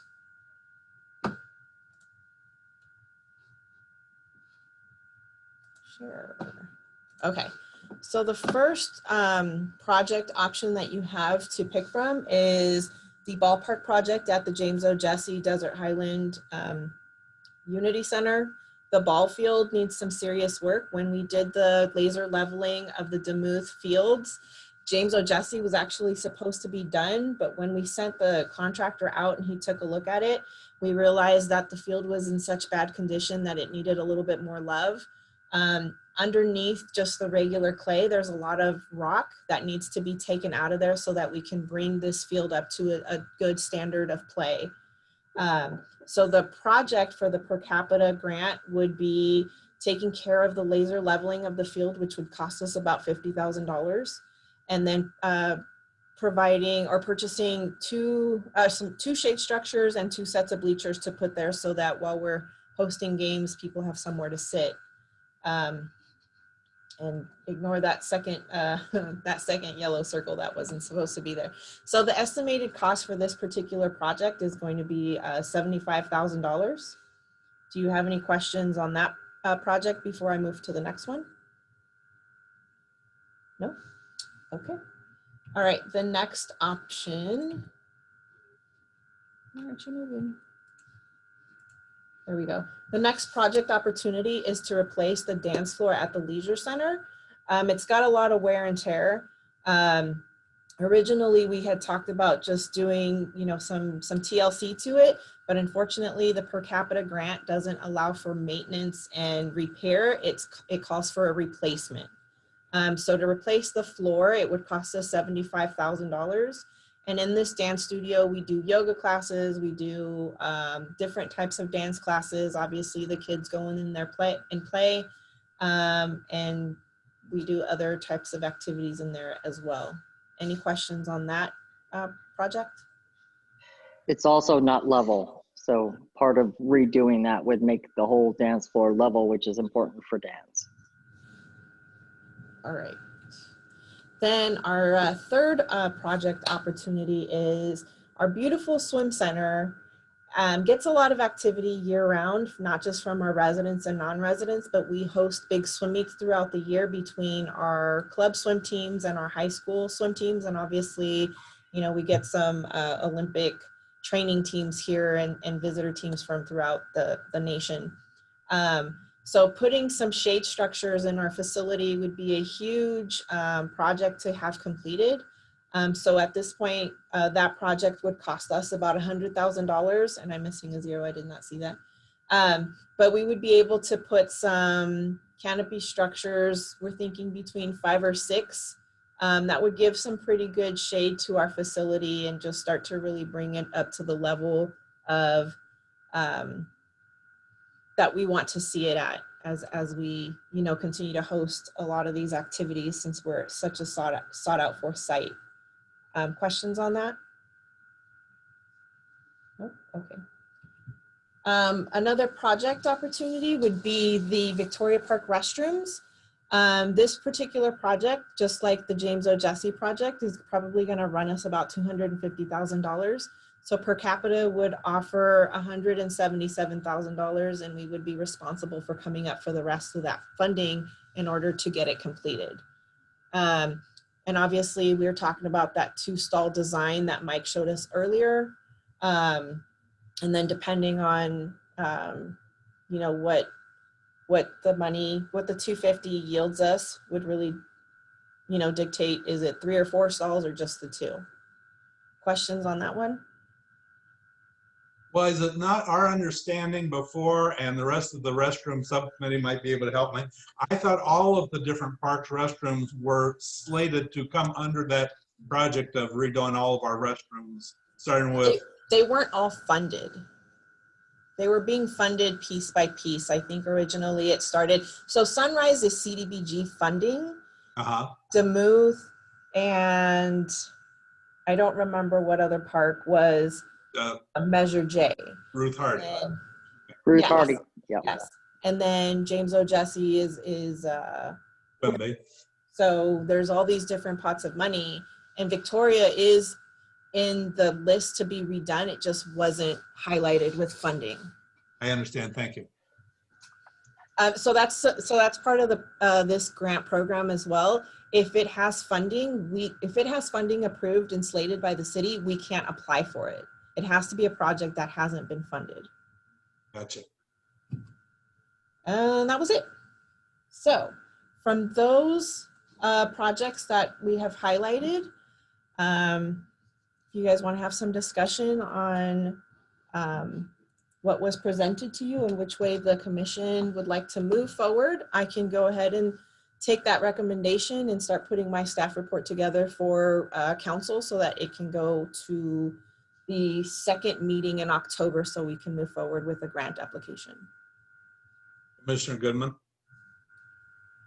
I might have missed this, Cynthia, in the beginning in your introduction. The prices of the options varied greatly from 75 to 250. What is the anticipated amount of this grant, even though it's a 20%? No. So all of the projects that I showcased to you guys don't require a grant match. They actually fell in within the no grant match requirement. So the most we can be awarded is a total of $177,000. And okay. So we could pick 2 projects to make that 177. But those projects are kind of financially all over the place. So there's a little bit of wiggle room. Mm-hmm. So the 100,000 and the 75,000 get you to that number. Would get us to the 177. We can. Thank you. We could do the pool and we could do either the leveling or the dance floors, and we'd come up to it is what I'm looking at, right? If you decided to apply for the 2 to make the 177, yes. Commissioner Lamort. Are you looking for us to discuss making a decision which one of these 4 we like? I need a recommendation from the commission. I recommend the swim center for 2 reasons. I believe that it would serve the most number of people because of the use of the swim center. And number 2, it's a safety issue to prevent cancer. And so I would recommend the swim center. Do you have a second to that? Because we still have another $77,000 to spend. Well, I need a new, no. No, that's the recommendation I have. Somebody else can come up with one too. Well, I like her swim center. Do we have any other recommendations outside of dance floor or her, the leveling of the fields? Which one is interesting to the rest of the commission? Which one would get us the most recognition of things that would serve the people? Commissioner Goodman? For the ballpark and for the dance floor, have we had any injuries or anything that we should be aware of that one might rise up over the other one due to safety? I don't recall any injuries for the dance floor, and I don't recall anything for the ball field. I do know that the community at James O'Jesse has big plans to start programming out of that ball field, whether we put some money into it or not. I would prefer for us to get it done correctly so we don't have to continue to pour money into it with materials because the rock continues to resurface. So there's a long-term expense if we don't pay attention to it, or if it doesn't get redone, it continues to accrue expenses. Potentially, if the commission decides to recommend the ball field, we already don't have enough ball fields in the city as it is, and we're constantly overbooked for Demuth Park. And what we did a lot of this last year before COVID hit was we started using the ball field at James O'Jesse. So now we're getting more activity into the neighborhood. And you can't change the stigma of something if you don't program it. I'd like to recommend the ball field. And Commissioner Caldonado. Yeah, I'd like James O'Jesse, the ball field and the swim center, if we can do both and fit that budget. Cynthia, one other question I had. What about the resurfacing of between 7 and 8 at Demuth at the community center? Wasn't that part of the new structure for the new dog park? Is there, how's that so coming that's along? a part of the grant that we applied for the Land and Water Conservation Act. Okay. We Okay. essentially are just waiting for our award letter for that. But it's basically almost the same pot of money, so we wouldn't be able to use per capita for that grant. Got it. Thank you. Commissioners, I see 3 people that are interested in similar things. Commissioner Cohen, what is your input? I would just like to, I think, thinking this through, I also would like to give my support for the swim center and for the James O'Jesse ballpark. And I think there are 2 good projects to counterbalance each other in showing that we're making investment, we're taking potentially available dollars and making investment in all of our neighborhoods, including some that are more challenged and distressed and have had long neglected capital improvements. So if we're going to spend the money for something like the swim center, I also love the idea of spending money in the Highlands neighborhood and for James O'Jesse. At present, Director Alvarado, you have a consensus of a majority that would like to do the swim center and the ballpark, I believe. And I won't ask Commissioner Diaz because I know she'll go with the same one. I bet. She was shaking her head. Okay. All right, well, if you guys will do a motion and seal the deal for me, I can get to work so we can move these applications. Can we have a motion? Commissioner Vice Chair, would you like to make a motion that we? Yes, a motion. I motion it. A motion that we do apply for the funds for the swim center shade and for the ballpark at James O'Jesse. Absolutely. Okay, do we have a second and we have a second from Commissioner Lamarck. Do we have any other questions at this point on the motion? All in favor of the motion on the floor, raise your hand so we can see them. Commissioner. Opposed? Excuse me? Commissioner Alcorn? Oh. Is your hand up, Sir? Jerry Alcorn? That's a vote, yes. So we have Okay. no no's and no abstains. Cool. Perfect, thank you. That is wonderful. Is that all you have at this point on that section? Yes, Director? can I give you guys a hand? We want a big hand. Okay, thank you very much on that, Director Alvarado. And now we go to our reports and updates from our ad hoc committees. We've had one from our group. Any other subcommittee met this month that has a report to give to us? I would like to highly recommend, suggest that our naming committee get together, try to meet this month by phone, by Zoom, by something, because we need some direction for naming of, we've had a request for one of the ball fields at James O'Jesse. We've had requests for other things, and start getting some of those ideas together with Director Alvarado. Vice Chair Caldonado. Yeah, I'm gonna, Travis, if you can text me or shoot me an email so you and I can get together. I really like your input on this. Okay. Thank you.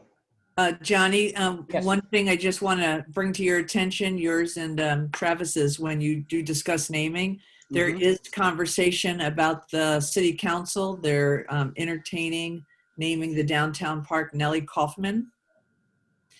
And so I don't know if the park naming subcommittee that might explore this and ultimately make recommendations, if indeed the downtown park would be even included in that protocol. But I thought it was important that that you know about it. Thank you, Ellen. Okay, I believe we've gotten through our discussions and action items. I don't think we missed anything. At this point, we have time for short commissioner comments set aside for brief general discussion. I may ask you at this point also, if you have something that you want agendized next month. We are meeting a little earlier than we were because of the COVID and the fact that Cynthia does not have a secretary that types all this up for her, so she has to have extra time. So Johnny and I met like 3 weeks ago and got this all going ahead of time. So if we can come up with our agenda-sized items tonight in your comments. Let's just go around the room and see if anyone has any commissioner comments. I'll start at the top. Charles, Lamort. Please turn on. Well, I guess I think that Commissioner Armstrong thought it should be agendized, putting a portable bathroom at James O. Jessie. So I'd like that agendized. And I think the downtown park should be named after the people who are keeping us alive, and it should be called a lifesaver park. Thank you, Commissioner Lamort. Commissioner Armstrong. Well, I'd like agendize then putting a portable toilet at the dog park as well on the agenda. I would like this is to the director. I really would like some input from the director about our meetings, and particularly how people have seemed sort of favored comments get more time, and other people have said they should go to commissioner comments. So I'm curious about this downtown park subcommittee not really having anything to do since mid 2018, when in August there was a Desert Sun op-ed that said that the Parks and Rec Commission Downtown Park Subcommittee was on record supporting a scaled down park and more community open space. I don't know when the commission ever decided that. So somehow, sometime, a subcommittee of 2 people made that decision and it made it into the newspaper. So to me, that this shows we have a real problem how our commission is running in our agendas. So I'm confused as what you're asking from me, Commissioner Armstrong. I don't run these meetings. I am the liaison between the commission and the city. Correct, but you are the liaison to the commission, right? Mm-hmm. So I'm not sure what you're asking from me. Well, first, just my initial question earlier about any correspondence between Park and Rec Commission or subcommittees regarding the downtown park.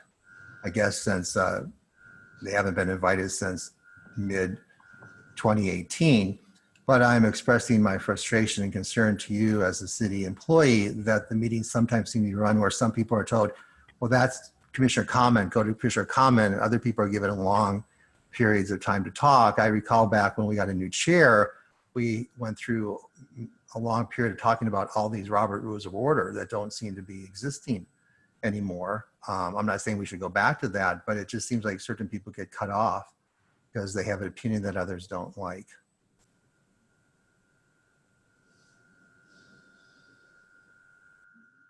Commissioner Cohen, comments?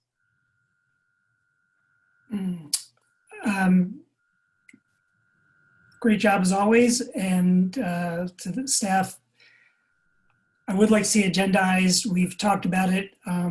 Is there a way that we can, people have been asking me, for instance, is there a way that we can have people who want to make private donations for particular projects that may be pet projects for them? Is there a way that we can do that, accept money or have an initiative without running afoul of city rules? What would be the conduit for it, whether it's the city's foundation, as we've talked about in the past? I'd like to explore that a little more robustly and figure out if we could have a program where people could come to us and say they have a discrete project, there's a price tag on it, they would like to try to raise funds around that. and be allowed to do that if there's a mechanism for doing it. I think we need to have a discussion for that, so I'd like to agendize that. Thank you. Commissioner Diaz. Just, I would like agendized just updates, any information that is procured from now until the next meeting on the downtown park and the subcommittee, as well as the restrooms. And I guess that's it. Thank you. Commissioner Martinez. He doesn't have any comment or anything to add. Okay, Commissioner Goodman. Yes, thank you. Just a couple of things. Can we get more information on the grant award letter? Cynthia, you had just said kind of casually, we're just waiting for the letter. I'm assuming that's the dog park, the Demuth Dog Park. Mm-hmm. So it can be a very short agenda item or whatever in your updates, because that would just help. That would be helpful for me, and then I can kind of share that back with the dog park community. Sure. And I just also, if it's possible, and I'm thinking that this would come from your office, I'm not really sure. On Thursday, the city council voted to fund the priority list that the Measure J subcommittee had submitted. And I read it in the newspaper before I heard it at this commission meeting. And so since you're the only one who could really send out emails to the entire commission, it would be helpful, at least for me, if something comes up at city council and it's voted on, or that the information be shared out before our meetings so that we don't hear them at the meetings. And it actually might reduce some of the questions we have if we have staff updates and staff reports. So I actually found out that was an item the day of. I'm not involved in that staff report. I'm not a part of Measure J. No, it was on the city council voted Thursday night. Yes, but I'm not a part of putting all of that together. So I don't necessarily know what's happening unless I have something I'm going to present, because I have other things that I have to take care of. And a lot of what I'm spending a lot of my time on right now is putting out fires. Right. A lot of time. So I try to get you guys information as quick as I have it.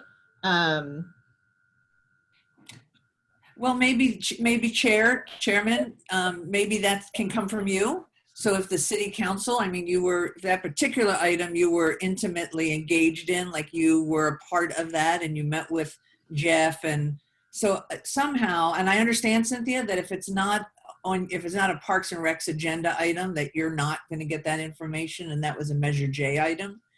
But it really would be nice if we heard about it before. Commissioner Goodman, I'll just tell you, I heard about it at 11:15 this morning. Because it was in the newspaper. There was an article written. Shame. I mean, it's really just a shame that here we are, we're so dedicated and we're so committed to this, and we read things in the newspaper that have to do with our commission. It's mind blowing. It's just shocking to me. Okay, so it doesn't sound like there's really any opportunity for a solution here. When either of us hear anything, we try to get it out to you, but yeah, we're not withholding things. No, I'm not saying anybody is. I call her up and I asked Cynthia the other day, what's the deal on this one? Nothing that I know, but let me check. And it's. The city council should send you a note. Okay, so we can put it right back on the city council. They voted on it Thursday night. They should have sent you a note, and you would be able to send it out to your team so we don't have to read about it in the newspaper. I mean, it kind of goes back with what Commissioner Armstrong, with what Travis says. Really, what is this process and what is this protocol? And maybe it's just a big learning curve. And, I don't always report out on a timely manner because I get overwhelmed. So I will, I'll try and, if I should have, I would have said it in front of Jeff. I would have said something to Jeff, because that's probably where it needs to come from, is our city council liaison. Well, do you guys read the agendas as they come out? Sometimes. Yeah. Not every one of them. Sometimes it's difficult especially if I don't have something, and I normally don't even, if I don't have anything on the agenda, I usually don't even read it until I get to the meeting itself. But I would encourage all of you to stay on top of the agendas that are being released. And if there's something, you know, that's financially involved with the city, I would pull up that staff report and see what it entails. And if you find something, then, you know, send me a quick note and say, hey, I noticed, you know, A, B, and C, what do you know? Or, you know, if I'm going to be there, let me know and I will try to pay attention or make sure that I'm definitely around for that item. I tried to stick around for the budget portion of that meeting. Unfortunately, I had to go, but I watched it right before I came to this meeting. So yeah, I don't think it's necessarily a council's not doing their job. I think it's just a matter of us, you know, continuing to be involved in, you know, the things that we've committed to. And I know, you know, we have a Measure J subcommittee and you guys talk, you know, friendly amongst, you know, these other commissions as well. Just, you know, something to kind of keep in mind. Yeah, I don't think anyone's hiding, and I'm not implying by any means somebody's not doing their job. I will ask our park liaison council member that when things are voted on that at the council that involve Parks and Recs, that he sends you a note so that you can send it to us so that we don't have to read about it in the newspaper. I think that's very simple. I would prefer you not put me on the spot like that. So I'll ask him to send it to our chairman. And I appreciate you saying that, but I mean, for me to read things in the newspaper, I have to question why I'm even here. I was expecting to hear it from you before. Commissioner Goodman, I thought you might have heard it ahead of time. I kept wondering, but anyway, we understand what your comments are about trying to get some more feedback when things happen. Do you have any other things you'd like? No, thank you. Commissioner Alcorn, do you have any comments that you'd like to bring to the commission? No, sir. I'm good at the current time. I'm just along board listening right now. All right, thank you. Vice Chair Caldonado. Yeah, this was a long meeting, but it was a great meeting. I want to thank the city staff, Stacy, and her team, and just city council to a certain extent that we got stuff, you know, we got this. And I'm very happy about that. My job coming onto here, all I want to do is get Demuth Park going, get our Parks and Rec going, man, get stuff done. So this is great. I also want to give a big shout out to Cynthia and Janice. I was over at the park today, Demuth Park, obviously, and they're dragging the fields, they're wetting the fields. They put a lot of money into those fields, and before COVID, we had a really, really nice setup over at Demuth Park as far as those softball fields. And Cynthia, Janice, great job. What you're doing with watering them and getting those fields ready so when we can go back and play, whether it's Little League or men's softball or the gay softball league, it's fantastic. We need it. We have to stay on top of this, even though COVID's beating us down a little bit. But great job, everybody. And spending 2 hours here, we're missing some of the debate. I love all you guys, and thanks for all your time. Thank you. If there are no other comments, I just have quickly to say thank you to Director Alvarado and Director Schaefer for all the work you have done with us in moving things along, and things are starting to look good. And I want to thank our commission for the constant work we've done to finally get these projects moving. If there is no other comments, questions, I would like a motion that we adjourn. Commissioner Diaz has made the motion, and it's seconded by Commissioner Caldonado, and I will make the motion, or I will move forward then, adjourn this meeting into our next meeting, October 26th at 5:30 via Zoom. Thank you all so much. Bye, you guys. Bye, Cynthia.